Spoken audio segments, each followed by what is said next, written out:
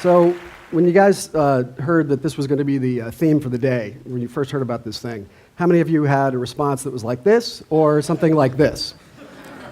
Let me see a show of hands. Well, about 5.5 years ago, the way I got onto this particular, well, actually one more question I have for you. How many of you think that the world is full of really big, daunting problems and we don't really have any good answers today? All right, you're not alone. There are a lot of us out there. I'm no longer one of those, and it started this way. About 5.5 years ago, I was actually at the TED conference, and although this is fantastic, I'm just thrilled to be here, and I'm so glad you guys get to experience this. And Al Gore gave his talk that became the movie and the book, and it scared the crap out of me. And all of a sudden, I'm like, what a jerk, he just ruined my whole life.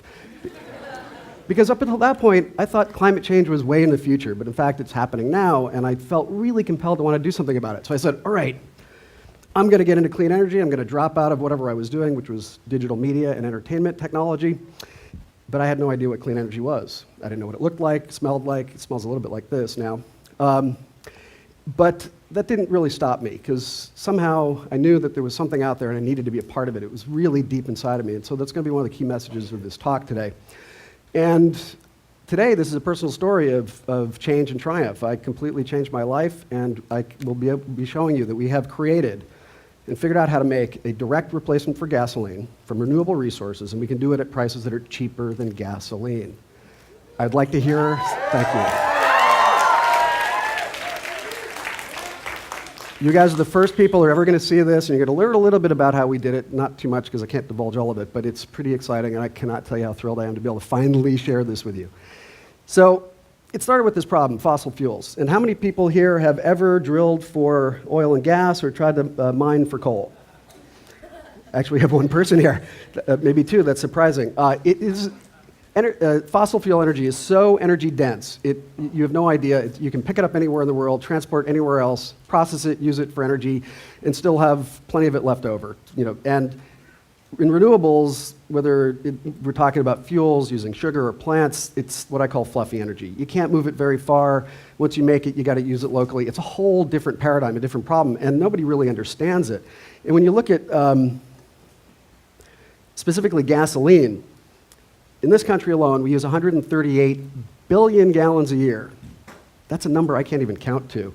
That's equivalent to 9 billion tanks of gasoline in your car. That's a number I still can't count to, it's so big. And how do we replace that? That's been the challenge.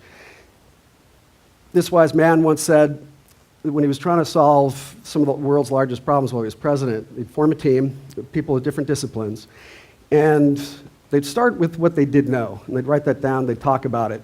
And slowly but surely over time, the full picture would come together, and the best possible solution they could come up with, they'd implement. And I thought, okay, that's a good way to start. So we did something like that. We created this product here called Optinol, and I will show it to you. So this is actually that same bottle.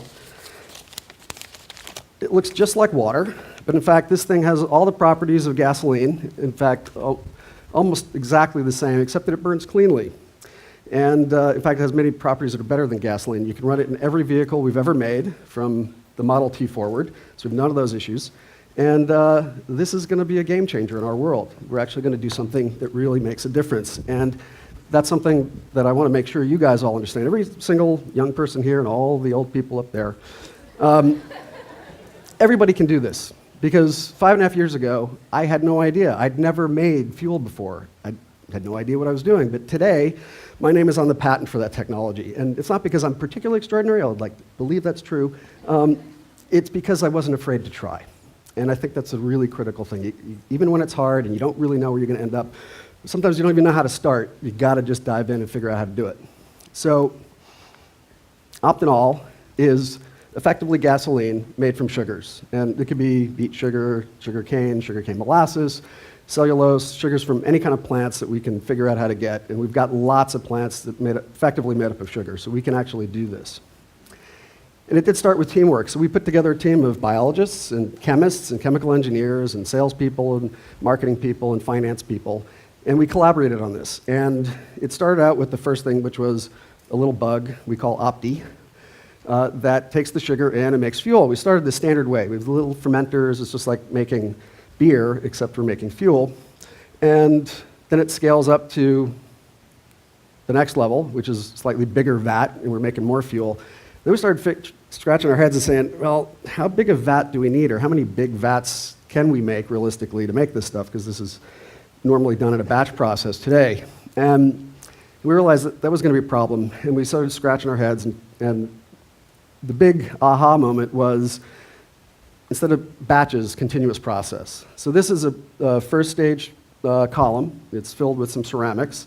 And on one end, we feed in sugar that is sugar water that's sterilized, and it is produced into fuel. It comes out the other side. And as long as we're feeding it, it keeps making fuel. And even today, if we just made many of those, and they're inexpensive to make, we can make enormous amounts of fuel. So this is the basis of this process. And it was one of the key insights in terms of being able to make this a reality. One of the key things here also is that there are no stupid questions. I had mostly all the questions because I had no idea what we were doing. But in the process of asking questions, and so how does this really work? Tell me more about that fermentation process.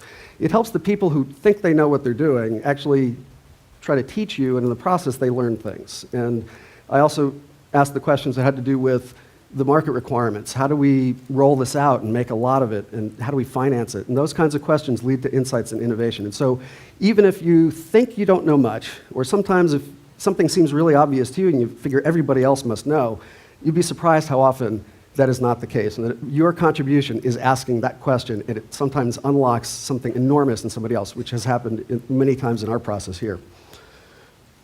And so, like me, when you have an experience in life that makes you feel like you really need to make a difference, and you know that it's so important that you won't give up, even when it takes longer than you think, and it's a lot harder than you thought it was going to be, that's when you're ready to be able to say, yes, I can be the change. And I'd like Kelly and Reeves to come up here. We're going to do this together as a group.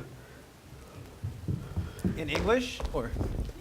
Any language of your choosing, or sign language, as I saw before. So together with us here, yes, I can be the change. One more time, loud. Loud. Yes, I can be the change.